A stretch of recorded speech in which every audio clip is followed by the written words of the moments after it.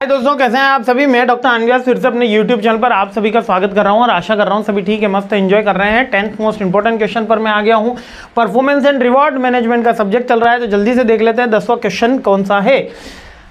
Managing performance at all the levels. जो मेरे performance को मेरे को चेक करना है, कौन कौन से मेथड्स हैं ऑल द लेवल्स। अच्छा, ये क्वेश्चन का आंसर 2-3 किताबों में अलग है, 2-3 किताबों में अलग है।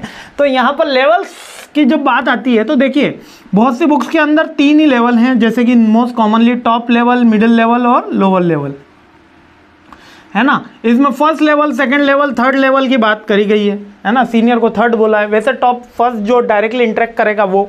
तो इसमें डिपेंड कर रहा है आप कौन सी बुक रेफर कर रहे हो, इसलिए दोनों आंसर सही हैं, क्योंकि बच्चों का कंफ्यूजन है यहाँ पे मैंने बता दिया। अब क्वेश्चन क्या है वो फिर से समझ लो, जिनको अभी तक समझ में नहीं आया है कि भैया जो परफॉर्मेंस है अपनी, उसको अपन मैनेज कर रहे हैं, वो हर लेवल पे अलग अलग होती है, उसके अकॉर्डिंग ये समझा दो। तो effective performance management one size नहीं होती हर किसी के लिए। लेबर की परफॉर्मेंस अलग से चेक होगी, मैनेजर की अलग से होगी, सीनियर की अलग से होगी। तो कहीं पे 1 2 3 है, कहीं पे first line managers. First line manager क्या करेंगे, कोचिंग देंगे, डेवलपमेंट की एक्टिविटी देंगे, ट्रेनिंग देंगे, गोल सेट करेंगे, मॉनिटर करेंगे, रिव्यू करेंगे, एंगेजमेंट रखेंगे, ठीक है। मिडिल मैनेजर्स क्या करेंगे, स्ट्रेटेजिक अलाइनमेंट करेंगे, मैनेज करेंगे, कम्युनिकेट करेंगे, परफॉर्मेंस चेक करेंगे, टैलेंट मैनेजमेंट। अभी केवल पॉइंट सुन लो, है ना। थर्ड सीनियर मैनेजर क्या करेंगे, डायरेक्टर विजन बताएंगे, है ना। केपीआईज होगा, की परफॉर्मेंस इंडिकेटर इसमें चेक करे जाएंगे, कैस्केडिंग गोल्स होंगे, रिसोर्स का लोकेशन होगा, सक्सेशन प्लानिंग होगा, ठीक है। एडिशनल कंसिडरेशन अपन एडिशनल वाले तो हटा ही देते हैं। अब देखो यहाँ पर आपको कुछ पॉइंट्स याद में रखना है। अब मैं आपको याद करवा देता हूँ ये क्वेश्चन, क्योंकि आ जाता है। देखो, इसको इस तरीके से समझो कि जो लेबर है उसको कोई फ़र्क नहीं पड़ता है कि आपकी कंपनी कितने करोड़ रुपए कमा रही है, उसको ये फ़र्क पड़ता है कि आप उसको कितना पैसा दे रहे हो।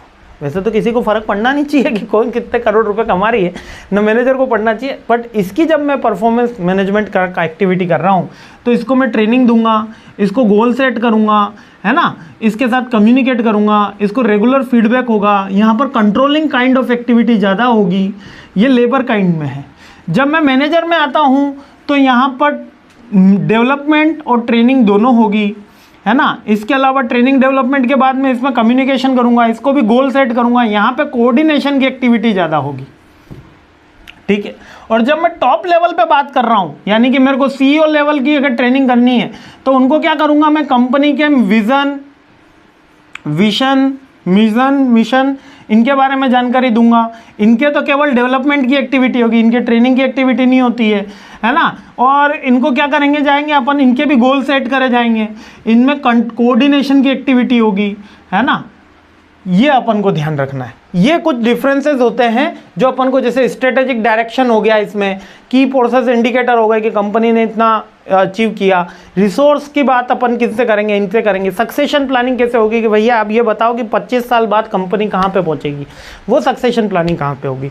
तो हर जगह अलग अलग होता है, यही बात इसके अंदर बोली गई है। वो फर्स्ट सेकंड थर्ड लेवल के दो, टॉप मिडल लोअर लेवल के दो, आंसर वही है, अंतरात्मा वही है, केवल बुक्स के अंदर थोड़ा मेथड लिखने का अलग अलग है।